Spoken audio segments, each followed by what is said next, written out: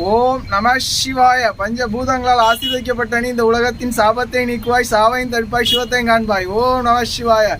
திரு நாகர்கோவில் நாகராஜா கோவில் பக்தர்களுக்காக கல்லால் அடித்து கடவுளை காண்பதை விட உள்ளத்தால் நிறுத்தி உண்மையை காண்பது சிவமாக இருக்கும். சாபம் அல்ல எந்தன் கண்மணியே.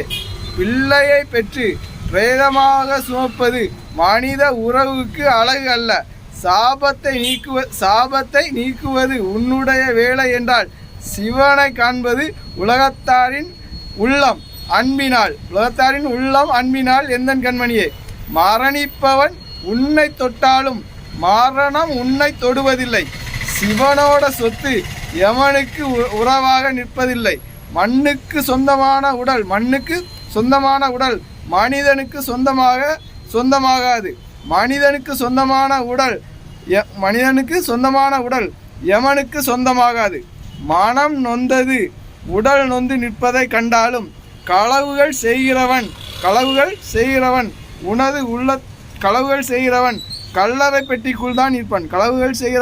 கல்லறை பெட்டிக்குள் தான் இருப்பான். அது பணம்.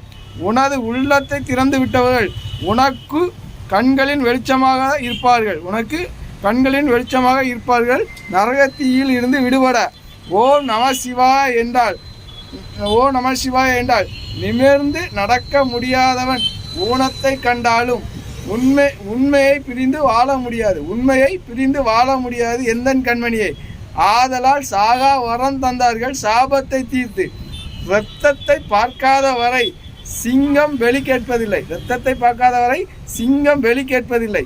சிவனை கண்டவன் என்றும் யமனிடம் ஏமாற்றத்தை கேட்பதில்லை.